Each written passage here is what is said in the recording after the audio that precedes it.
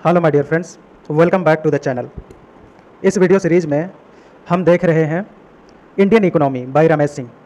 इसके चैप्टर्स को हम एक एक करके देख रहे हैं और इसमें हमने ऑलरेडी बहुत सारे टॉपिक्स कवर कर चुके हैं, जैसे मार्केट इकोनॉमी क्या होती है, नॉन मार्केट इकोनॉमी क्या होती है, मिक्स्ड इकोनॉमी क्या होती है, फिर उसको करेक्ट करने के लिए जो मेजर्स लिए गए थे, बीच में कंसेंसस वगैरह हुए थे, Washington consensus, Santiago consensus, Beijing consensus. तो इन सभी चीज़ों को हम देख चुके हैं।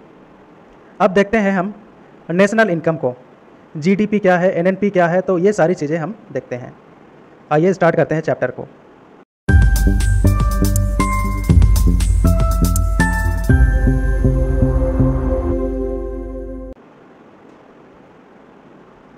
National income. नेशनल इनकम को मेजर करने के लिए हम 4 टर्म्स का यूज़ करते हैं। पहला है जीडीपी, फिर एनडीपी, जीएनपी और एनएनपी। तो इनको हम एक एक करके देखते हैं। सबसे पहला है जीडीपी। जीडीपी क्या होता है, इसका डेफिनेशन दिया हुआ है। GDP is the value of all goods and services produced with in the boundary of a nation during 1 year period. यहाँ पे ऑल के बाद यहाँ पे फाइनल कर दीजिएगा, फाइनल गुड्स एंड सर्विसेज। ठीक है, यहाँ पे पहली बात कही गई है कि फाइनल गुड्स एंड सर्विसेज, और दूसरी बात कही गई है बाउंड्री ऑफ अ नेशन। ठीक है, with in the boundary of a nation. अगर जीडीपी को हम तोड़ के देखें तो ये 3 वर्ड से बना है, ग्रॉस, डी फॉर डोमेस्टिक और पी फॉर प्रोडक्ट। ठीक है, तो ग्रॉस का मतलब होता है टोटल, डोमेस्टिक मतलब होता है विद इन द बाउंड्री, जो यहाँ पे डेफिनेशन में भी कही गई है, विद इन द बाउंड्री, और प्रोडक्ट मतलब होता है फाइनल गुड्स एंड सर्विसेज। ठीक है, तो कंसेप्ट हमारा क्लियर हो गया है कि टोटल वैल्यू हम लेंगे फाइनल गुड्स एंड सर्विसेज जो प्रोड्यूस हुए हैं एक इकोनॉमी के बाउंड्री के अंदर, मतलब किसी नेशन के बाउंड्री के अंदर जो गुड्स एंड सर्विसेज प्रोड्यूस हुए हैं उनके फाइनल वैल्यू को हम लेंगे, मतलब उनके वैल्यू को लेंगे, फाइनल गुड्स एंड सर्विसेज के वैल्यू को लेंगे। ठीक है, अब फाइनल गुड्स क्या होता है ये हम समझते हैं। फाइनल गुड्स एक्चुअली 3 प्रकार के होते हैं। पहला है प्राइमरी, दूसरा है इंटरमीडियरी और तीसरा है फाइनल गुड्स। ठीक है, अब ये सारी चीज़ें क्या होती है हम समझते हैं, एग्जाम्पल की सहायता से हम समझते हैं। प्राइमरी गुड्स उनको बोलते हैं जो नेचुरल रिसोर्सेज को एक्सट्रैक्ट करके मिलते हैं। ठीक है, नेचुरल रिसोर्सेज को एक्सट्रैक्ट करके जो गुड्स प्राप्त होते हैं उनको फाइनल गुड्स बोलते हैं। सपोज कॉटन, ये फाइनल गुड है, कॉटन प्लांट से आता है कॉटन। ठीक है, इसको हम इंडस्ट्री में ले जा करके कन्वर्ट करते हैं फैब्रिक में, ये हो गया इंटरमीडिएरी गुड। इसके बाद जब इसको आगे प्रोसेस करके बनाते हैं शर्ट, ठीक है, पैंट, तो ये हो गया फाइनल गुड, मतलब जिसके बाद वैल्यू एडिशन का कोई स्कोप नहीं रह जाता है, उस गुड को बोलेंगे फाइनल गुड जो कंज्यूमर लास्टली यूज करता है। ठीक है, अंतिम रूप से कंज्यूमर यूज करता है, ऐसे गुड्स को हम बोलेंगे फाइनल गुड। तो हम फाइनल गुड्स एंड सर्विसेज को ही, उनके वैल्यू को ही हम लेंगे जीडीपी के कैलकुलेशन में। ठीक है, सर्विसेज क्या होते हैं, सर्विसेज ये एब्स्ट्रैक्ट कंसेप्ट है जिसको हम टच नहीं कर सकते हैं। एजुकेशन ये सर्विस है। ठीक है, रेलवेज, एयरवेज, तो ये सारी सर्विसेज हैं। हॉस्पिटल्स, यूनिवर्सिटीज़, ठीक है, जहाँ से हम सर्विस प्राप्त करते हैं। और विद इन द बाउंड्री का क्या मतलब है, विद इन द बाउंड्री का मतलब होता है एक नेशन के बाउंड्री के अंदर। ठीक है, मतलब वैसे गुड्स एंड सर्विसेज जो एक नेशन के बाउंड्री के अंदर प्रोड्यूस हुए हों, हम बाहर प्रोड्यूस हुए, मतलब आउट ऑफ कंट्री या नेशन की बाउंड्री के बाहर जो प्रोडक्शन हुआ है, वैसे गुड्स एंड सर्विसेज को हम नहीं लेंगे। हम यहाँ पे जीडीपी के कैलकुलेशन में सिर्फ और सिर्फ नेशन की बाउंड्री के अंदर प्रोड्यूस हुए गुड्स एंड सर्विसेज की वैल्यू को कैलकुलेट करेंगे। आई होप कंसेप्ट क्लियर हो गया होगा। और इसमें और एक चीज़ है, 1 ईयर पीरियड। 1 ईयर पीरियड का क्या मतलब है? 1 ईयर पीरियड इंडिया के सेंस में हम लेते हैं 1 अप्रैल से 31 मार्च तक के टाइम पीरियड को हम कैलकुलेट करते हैं, ठीक है। मतलब इस 1 साल के दौरान जो प्रोडक्शन हुआ है गुड्स एंड सर्विसेज का, उनकी वैल्यू हम लेंगे, ठीक है। मतलब 3 चीज़ें याद रखनी है इसमें आपको, final goods and services with in the boundary and 1 year period. तो यही है जीडीपी, ठीक है। जीडीपी 2 प्रकार का होता है, real GDP and nominal GDP. दोनों में डिफरेंस क्या है? रियल जीडीपी के कैलकुलेशन के समय हम इन्फ्लेशन का भी ध्यान रखते हैं, ठीक है। इन्फ्लेशन के साथ एडजस्टेड जीडीपी को रियल जीडीपी बोलते हैं, लेकिन जिसमें इन्फ्लेशन एडजस्टेड नहीं रहता है उसे हम नॉमिनल जीडीपी बोलते हैं। फिर रियल जीडीपी को हम बेस ईयर प्राइस में एक्सप्रेस करते हैं, नॉमिनल जीडीपी को हम करंट मार्केट प्राइस में एक्सप्रेस करते हैं। और रियल जीडीपी में गुड्स एंड सर्विसेज के क्वालिटी और क्वांटिटी दोनों को हम इनकॉर्पोरेट करते हैं, ठीक है, इसका ध्यान रखते हैं। इसलिए इसको मोर एक्यूरेट मेजर भी कहा जाता है नेशनल इनकम के कैलकुलेशन का, रियल जीडीपी को। और नॉमिनल जीडीपी के कैलकुलेशन में हम गुड्स एंड सर्विसेज के क्वालिटी और क्वांटिटी का ध्यान नहीं रखते हैं। और नॉमिनल जीडीपी रियल जीडीपी से ज़्यादा रहता है, मतलब ये इन्फ्लेटेड ग्रोथ को दिखाता है, ठीक है, झूठ मूठ का ग्रोथ को दिखाता है, हालांकि अंदर से क्वालिटी नहीं रहती है उस ग्रोथ में। मतलब डेवलपमेंट के बिना भी ये न्यूमेरिक टर्म में ग्रोथ रेट को ऊपर दिखा देता है। फिर रियल जीडीपी हमेशा इन्फ्लेशन के समय, ठीक है, जब इन्फ्लेशन चल रहा होता है, इन्फ्लेशन क्या है? Price rise. जब इन्फ्लेशन के समय रियल जीडीपी हमेशा नॉमिनल जीडीपी से कम होता है, और डिफ्लेशन के दौरान रियल जीडीपी की वैल्यू नॉमिनल जीडीपी से अधिक होती है। और उसी का उल्टा हायर, मतलब नॉमिनल जीडीपी इन्फ्लेशन के समय ये बहुत ऊंचा होता है और डिफ्लेशन के समय ये नीचे होता है, ठीक है। जीडीपी के कैलकुलेशन में हम 3 अप्रोच का इस्तेमाल करते हैं। स्पेंडिंग अप्रोच या स्पेंडिंग को मेजर करना, दूसरा है आउटपुट या प्रोडक्शन अप्रोच, या फिर दूसरे शब्दों में आउटपुट या प्रोडक्शन को मेजर करना, और तीसरा है इनकम मेजरिंग। तो 3 अप्रोच का हम इस्तेमाल करते हैं जीडीपी के कैलकुलेशन में, ठीक है। पहला देखते हैं स्पेंडिंग मेजर। स्पेंडिंग मेजर क्या होता है, किसके स्पेंडिंग को हम देखते हैं? इसमें 4 चीज़ों की स्पेंडिंग को देखते हैं। पहला है कंज्यूमर स्पेंडिंग। कंज्यूमर, हर कंज्यूमर एक इकोनॉमी में कोई ना कोई इकोनॉमिक एक्टिविटी करता है, कुछ ना कुछ खरीदता है, परचेज करता है, बाय करता है, सेल करता है, ठीक है। तो हम इसमें स्पेंडिंग जो करता है कंज्यूमर, उसको हम कैलकुलेट करते हैं। जैसे किसी कंज्यूमर ने कार खरीदा, बिल्डिंग खरीदी, ठीक है, तो ये सारी चीज़ें हम स्पेंडिंग अप्रोच के अंतर्गत ये सारी चीज़ें आती हैं। दूसरा है बिजनेस स्पेंडिंग। बिजनेस स्पेंडिंग, कोई भी कंपनी कहीं पे भी इन्वेस्ट करती है, ठीक है, तो उस इन्वेस्टमेंट को हम स्पेंडिंग मेजर के अंतर्गत लाते हैं। फिर है गवर्नमेंट स्पेंडिंग। गवर्नमेंट स्पेंडिंग मतलब ये स्कीम्स वगैरह में खर्च करती है, ठीक है। और एक्सपोर्ट माइनस इंपोर्ट, एक्सपोर्ट से माइनस कर देते हैं इंपोर्ट को, ठीक है, ये स्पेंडिंग मेजर के अंतर्गत आएगा। और इसका फार्मूला क्या है? Consumer spending plus investment by companies, government spending plus export minus import, ठीक है। तो ये फार्मूला हो गया जीडीपी को कैलकुलेट करने का। दूसरा मेजर है आउटपुट या प्रोडक्शन मेजरिंग। इसको हम मेजर करते हैं total value of production of goods and services, ठीक है, with in the boundary of a nation. तो ऐसे भी हम कैलकुलेट करते हैं goods and services, final goods and services के वैल्यू को हम कैलकुलेट करके भी जीडीपी निकालते हैं।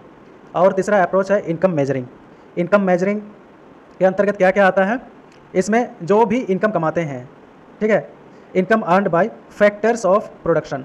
फैक्टर्स ऑफ प्रोडक्शन क्या क्या होते हैं? जैसे land, labour, capital and management. तो ये सारे आते हैं इनकम मेजर्स के अंदर, क्योंकि किसी भी चीज़, किसी भी गुड के प्रोडक्शन में लैंड लगता है, लेबर लगता है, कैपिटल लगता है, और भी सारी चीज़ें लगती हैं, ठीक है। लेबर को लगा दिया तो लेबर का भी इनकम को हम कैलकुलेट करते हैं जीडीपी के कैलकुलेशन में।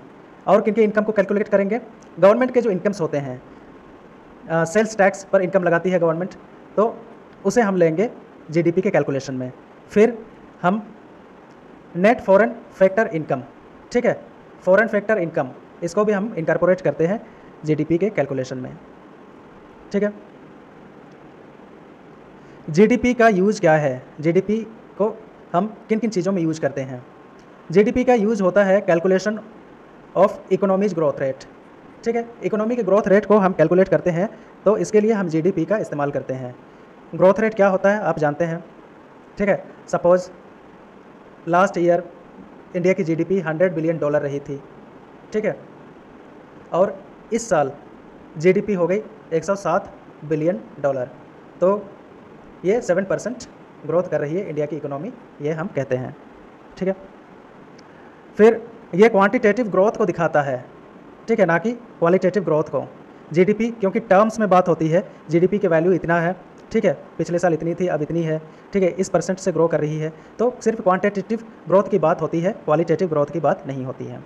तीसरा, आईएमएफ जब इकोनॉमीज़ को रैंक करती है पीपीपी के रेफरेंस में, पीपीपी क्या होता है, परचेजिंग पावर पारिटी, इस बेसिस पर जब इकोनॉमीज़ को रैंक करती है आईएमएफ, तो उसके लिए जीडीपी डेटा का ही इस्तेमाल करती है। तो 3 यूजेज हमने देख लिए, ठीक है, ग्रोथ रेट, क्वांटिटेटिव ग्रोथ और पीपीपी के बेसिस पर इकोनॉमीज़ को रैंक करना। अब चलते हैं एनडीपी पर। एनडीपी का फुल फॉर्म क्या होता है, नेट डोमेस्टिक प्रोडक्ट। ये क्या होता है, ये जीडीपी ही होता है, लेकिन जीडीपी से हमें डिप्रिसिएशन को घटाना पड़ेगा, तो एनडीपी निकल जाता है, ठीक है। जीडीपी तो मैं आपको बता चुका हूँ क्या होता है, उसमें से अगर हमने डिप्रिसिएशन को घटा दिया तो हमें मिल जाएगा एनडीपी। अब डिप्रिसिएशन क्या होता है, हर असेट का एक डिप्रिसिएशन होता है, ठीक है, मतलब प्रत्येक असेट डिप्रिसिएट होता है समय के साथ, except human being. Human being का डिप्रिसिएशन नहीं होता है, लेकिन असेट का डिप्रिसिएशन होता है, हर असेट का होता है, ठीक है। और डिप्रिसिएशन क्या होता है थोड़ा सा समझा देता हूँ। कोई भी अगर हमने असेट खरीदा, मान लो हमने कोई बिल्डिंग खरीदी, ठीक है, तो समय के साथ इसमें वेयर एंड टेयर आ जाता है, मतलब धीरे धीरे ये पुराना होता जाएगा और इसकी वैल्यू कम होती जाएगी, ठीक है, और एक दिन ऐसा होगा कि इसकी वैल्यू एकदम ख़त्म हो जाएगी, ठीक है। तो इस चीज़ को बोलते हैं डिप्रिसिएशन, मतलब ये बिल्डिंग धीरे धीरे समय के साथ डिप्रिसिएट कर रही है। उसी तरह अगर हमने टीवी खरीदा, ठीक है, 2010 में हमने कोई टीवी लिया था और आज 2023 में इस टीवी का वैल्यू उतना नहीं मिलेगा जितना 2010 में था, ठीक है। मान लो इस 2010 में हमने 10,000 रुपीज़ में टीवी लिया था, लेकिन 2023 में इसकी वैल्यू क्या 10,000 मिलेगी, नहीं, उससे कम हो जाएगी, हो सकता है आज सिर्फ 1,000 या 2,000 रुपये इसकी कीमत हो, ठीक है, क्योंकि अब पुरानी हो चुकी है, डिप्रिसिएट हो चुकी है, इसी को बोलते हैं डिप्रिसिएशन। अब डिप्रिसिएशन भी 2 तरीके का होता है।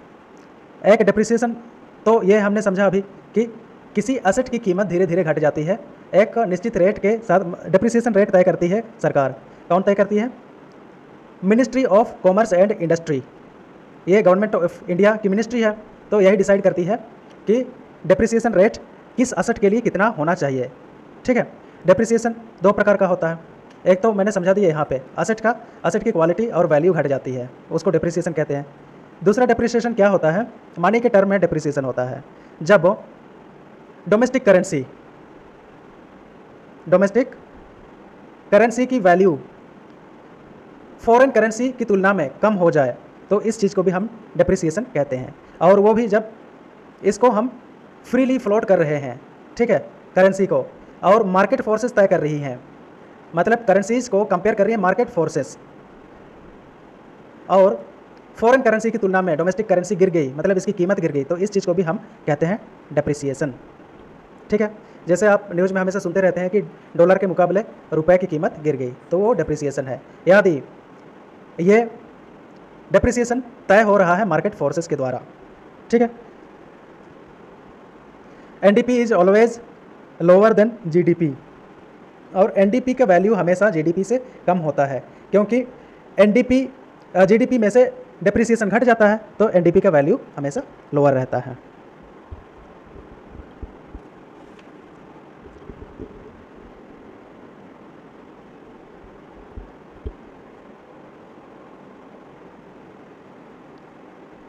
डिफरेंट यूजेज ऑफ एनडीपी, क्या क्या यूजेज हैं एनडीपी के? To understand the historical situation of the loss, loss के हिस्टोरिकल सिचुएशन को हम समझते हैं एनडीपी के माध्यम से, क्योंकि इसमें डेप्रिसिएशन इन्वॉल्व है और डेप्रिसिएशन ज़्यादा होता है तो इकोनॉमी को लॉस होता है, ठीक है। तो इसीलिए हिस्टोरिकल सिचुएशन को हम समझने की कोशिश करते हैं एनडीपी के माध्यम से कि कब कितना लॉस हुआ, ठीक है। 2010 में डेप्रिसिएशन कितना था, 2023 में डेप्रिसिएशन कितना हो गया है, ठीक है। तो डेप्रिसिएशन के चलते इकोनॉमी को कितना लॉस हो रहा है, इसका हम हिस्ट्री पता करते हैं एनडीपी के माध्यम से। दूसरा है to analyse the sectoral situation of depreciation in industry and trade, ठीक है। मतलब कंपनी के सेक्टरल सिचुएशन को भी हम, मतलब कंपनी के किसी सेक्टर में, पार्टिकुलर सेक्टर में कितना डेप्रिसिएशन है, कितना डेप्रिसिएशन था, इसके सिचुएशन को हम पता करते हैं एनडीपी के माध्यम से। और ट्रेड में कितना डेप्रिसिएशन है, ये हम पता करते हैं एनडीपी के माध्यम से। तो इसको एनालाइज करते हैं सेक्टरल सिचुएशन ऑफ डेप्रिसिएशन को इन इंडस्ट्रीज एंड ट्रेड, ठीक है। अगला है to show the achievements of economy in the area of research and development in cutting the levels of depreciation, ठीक है। एक इकोनॉमी के अंदर डेप्रिसिएशन के लेवल को कट करने में रिसर्च एंड डेवलपमेंट ने कितना अचीव किया है, ठीक है, इस चीज़ को भी हम देखते हैं एनडीपी के अंदर।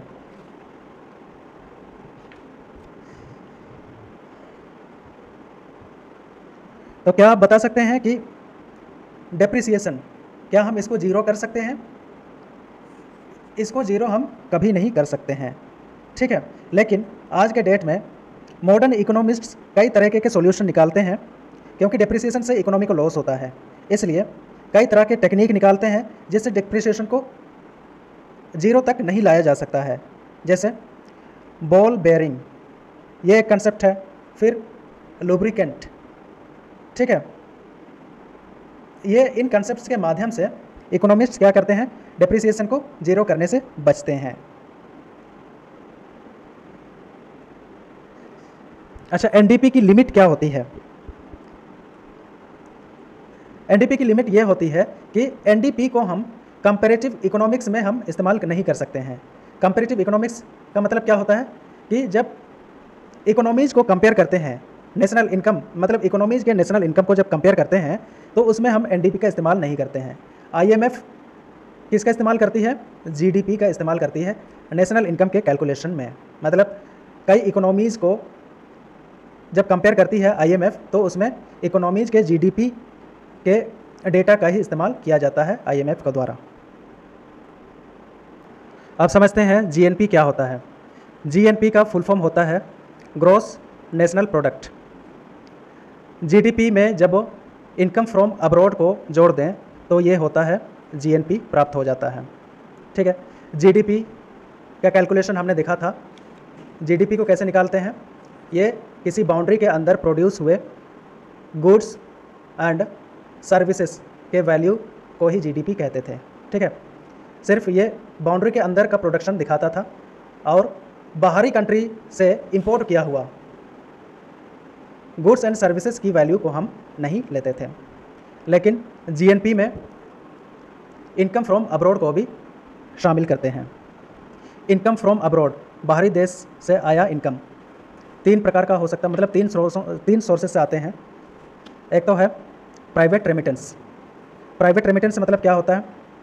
इंडिया के संदर्भ में एक एग्जांपल समझते हैं। ये इंडिया है और ये है यूएसए, ठीक है।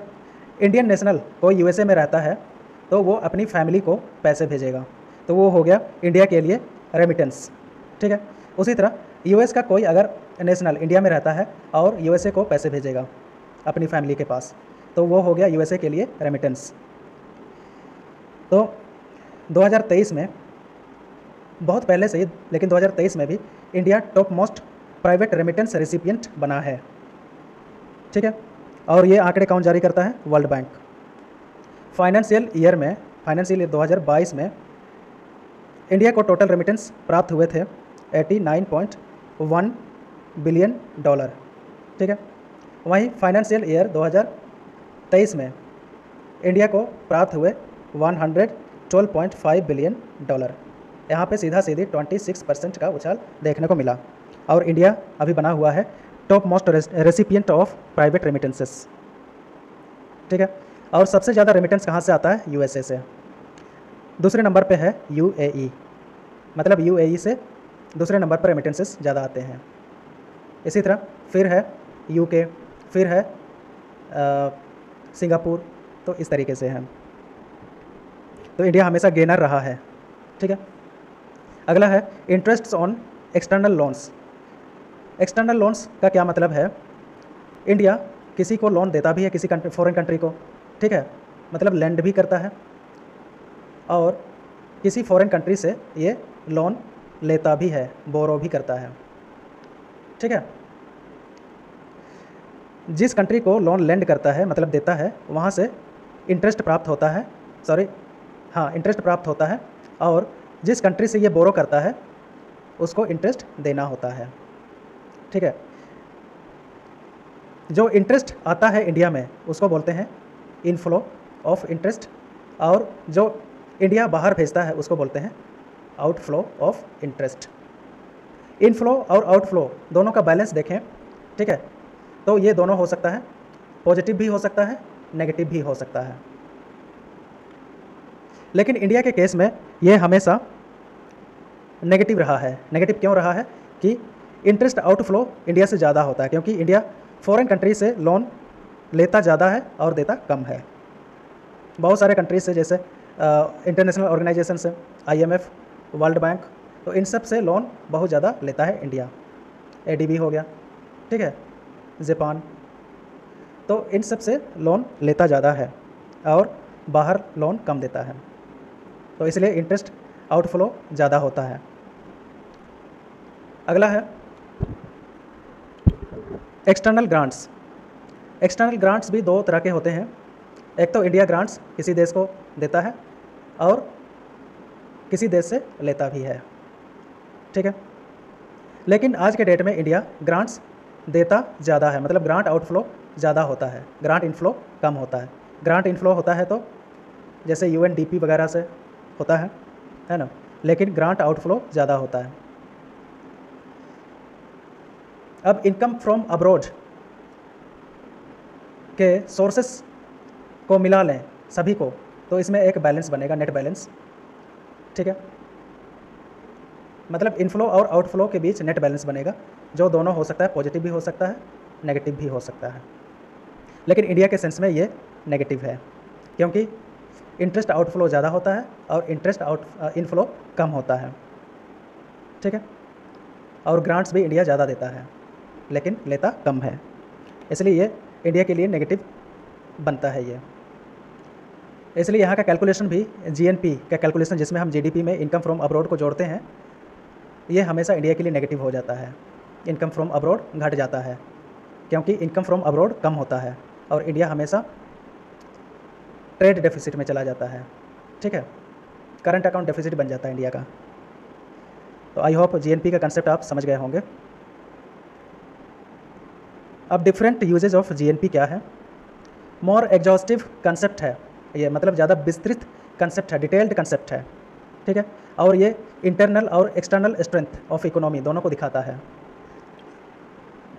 क्योंकि इसमें इनकम फ्रॉम अब्रॉड भी शामिल है GDP के कैलकुलेशन में, नेशनल इनकम के कैलकुलेशन में। इट शोज प्रोडक्शन बिहेवियर, ये प्रोडक्शन बिहेवियर को दिखाता है। पैटर्न ऑफ इकोनॉमी इसको दिखाता है, such as how much the outside world is dependent on its production and how much it depends on the world for the same, ठीक है। मतलब अपने प्रोडक्शन पर कोई भी इकोनॉमी किस हद तक डिपेंडेंट है और बाहरी दुनिया में किस हद तक डिपेंडेंट है, ये दिखाता है GNP। समझ में आ गया? अब देखते हैं NNP। NNP क्या होता है? GNP में से अगर डेप्रिसिएशन को कम कर दें, घटा दें, तो हमें प्राप्त हो जाता है NNP, ठीक है। NNP का फुल फॉर्म क्या होता है? Net national product. इसकी यूजेज क्या क्या हैं? नेशनल इनकम के कैलकुलेशन में सबसे अच्छा एक्सप्रेशन अगर कोई देता है तो वो देता है NNP। NNP को ही एक्चुअली नेशनल इनकम कहते हैं किसी भी इकोनॉमी का। ये प्योरेस्ट फॉर्म होता है of income of a nation, और इससे हम डिराइव करते हैं पर कैपिटा इनकम यानी प्रति व्यक्ति आय, यदि हम एनएनपी को डिवाइड कर दें total population of the nation से, नेशन का किसी राष्ट्र का जो पॉपुलेशन है उससे हम डिवाइड कर दें नेट नेशनल प्रोडक्ट को, तो हमें प्राप्त हो जाएगा NNP, sorry per capita income, प्रति व्यक्ति आय। ठीक है, तो 3 कंसेप्ट आई होप आप समझ चुके हैं, सॉरी 3 नहीं 4 कंसेप्ट। पहला तो है जीडीपी, फिर एनडीपी, फिर जीएनपी और फिर एनएनपी। तो ये हमने काफ़ी डिटेल में देखा। आज के वीडियो में बस इतना ही, मिलते हैं नेक्स्ट वीडियो लेक्चर में। Thank you so much.